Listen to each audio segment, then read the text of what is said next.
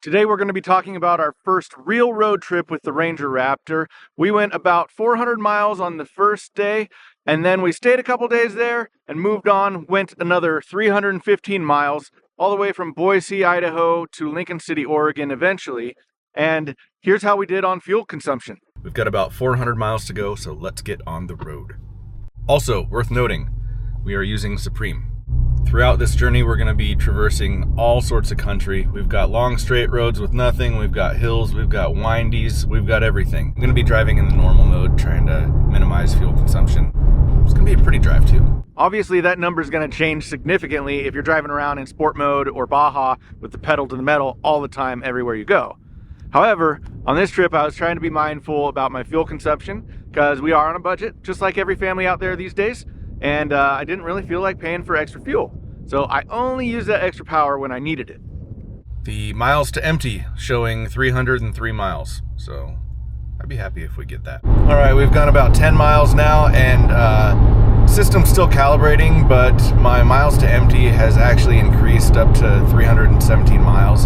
So I'm on the highway now. That should probably go up still a little bit, but right now we're averaging 17.6 miles per gallon. We just hit 20 miles here and the fuel mileage continues to go up.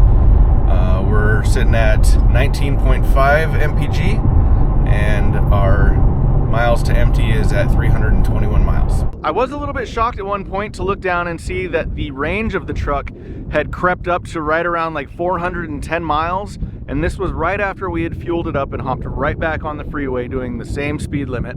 So it didn't have much calibration to do as far as trying to figure out how fast we were going and all that stuff. It was nice to have the extra range. I'm not used to that kind of range. I'm used to like 300 miles in the Jeep, which is, it's rough. 395.2 miles later, we've averaged 19 miles per gallon. Average speed of 61 miles per hour. I did put it into sport mode a couple of times just to overcome some vehicles that were going slow and things like that, which is nice to have.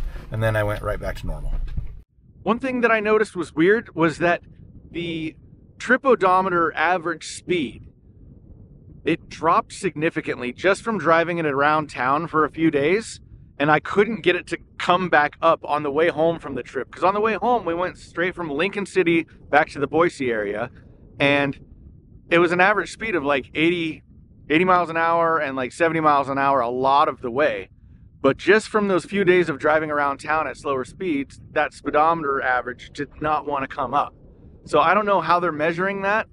If it's like actual average speed or if it's averaged over a duration of the clock that's running on that trip odometer. So I don't know. If you have an answer for that, just comment down below. I'd love to know how that works because I was really trying to get my average speed to come up to show you guys that when I got home, I was still averaging 19 something miles per gallon. And an average speed would be like, probably 70, 65 maybe. In my mind. Anyway, I just thought that was weird. I did have one problem at a fuel station though, and it was in the middle of freaking nowhere. Literally, there are signs on either side of this turnoff at the gas station that says next fuel station 175 miles in this direction, 90 miles in this direction, and wouldn't you know it, we pulled in there to get fuel. I had about a half a tank, maybe a little bit less when we pulled in, and for some reason, the handle of this old pump would not fit correctly into our fuel tank. It would just keep shutting off and shutting off no matter how you tried it, what angle, how soft, whatever. And in Oregon, there's still a lot of places that they don't allow you to pump your own fuel. And they had someone pumping, a professional fuel pumper could not get this truck full of gas. And it was shut off every like 1/10 of a gallon.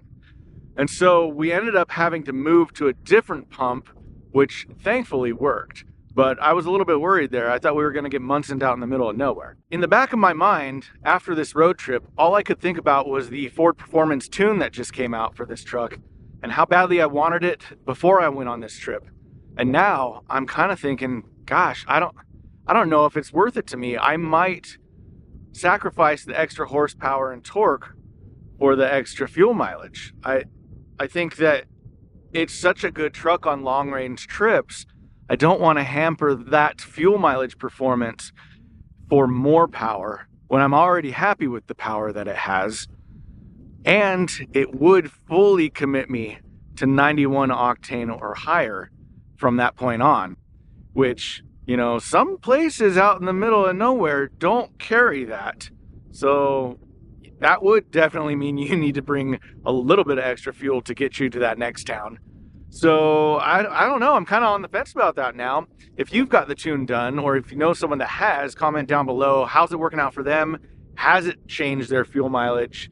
And in what direction? I have a feeling I know what direction it changed it in. But I'm curious to know that. So I'm gonna hold off until a lot of people like start giving some feedback on that tune and how it affects their fuel mileage. Anyway, thanks for watching. Hope you enjoyed it. If you did, don't forget to like and subscribe, and we'll see you next time. Let me know if you have any questions. I got the truck. Here it is. If there's anything pressing right now that you just have to know, let me know. All right, I'm gonna go for a little rip.